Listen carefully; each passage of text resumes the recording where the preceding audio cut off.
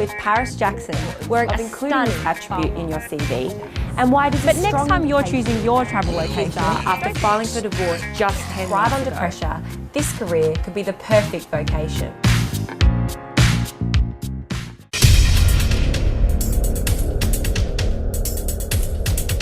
The Grammy Awards this year is taking fashion to a new height, with sensational designs being flaunted by celebrities, starting with Paris Jackson wearing a stunning Balmain creation. Looking just as spectacular, wearing a Ralph & Russo couture, is Jennifer Lopez. This pastel lilac design shows off Jennifer's alluring shape, complete with a touch of lace to highlight her slim neck, one of my favourites. Followed by the crowd favourite, Carrie Underwood, in an Ellie Madden creation, with a mid-breast cut to reveal Miss Underwood's subtle sensuality. This is my #1 choice of the evening. And what would the awards be without a cat amongst the pigeons? You guessed it, here is Lady Gaga wearing a sultry leather artwork by Alec Ulikny, decorated with leather chain accessories. Definitely an eye popper tonight. It's almost time to go in, but first a quick interview with, here she comes, Adele. One of the most underestimated skills, usually not included on a business resume, is attention to detail. Today, we discuss the importance of including this attribute in your CV and why it is a strong indication that you would be a great contender for the job. Paying attention to detail is an assurance that you have the ability to concentrate for long periods of time. In fact, this is the #1 sought after characteristic employers look for on your CV because it is associated with excellent organisational and time management skills. That makes up the perfect performance package when interviewing for a suitable candidate, no matter what the job. So let's look at how you can design an effective resume, highlighting your own strengths with attention to detail, so that you can land your dream job.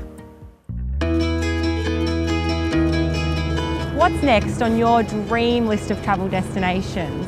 Santorini, the Inca Trail, how about the Great Wall of China? All of these are great options. But next time you're choosing your travel location, don't forget what's on your back doorstep right here in Australia. Look at this stunning view behind me, Sydney Harbour, with the majestic Opera House looming in the background.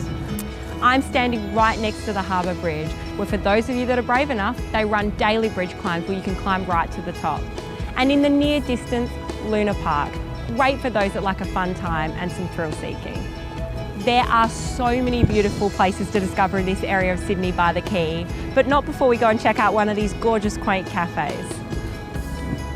I am loving this city already.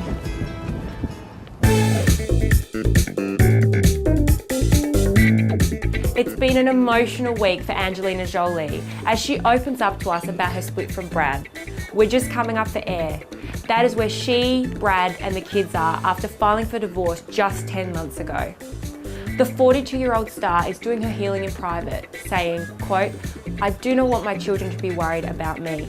I think it's very important to cry in the shower and not in front of them." More on this story coming up soon. As well, we'll be revealing more about the man playing Michael Jackson in the movie about the King of Pop. His name is Navi.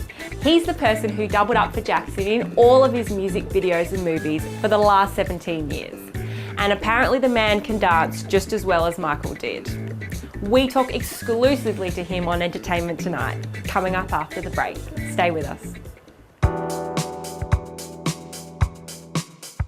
From a distance, the hospitality industry may seem glamorous to some, which is why many people who choose this career are bitterly disappointed. It does have its worthwhile moments though, and for many who thrive under pressure, this career could be the perfect vocation. In the studio to discuss the perks and pitfalls of the hospitality industry is Ayrton Pillay from Crown Resorts.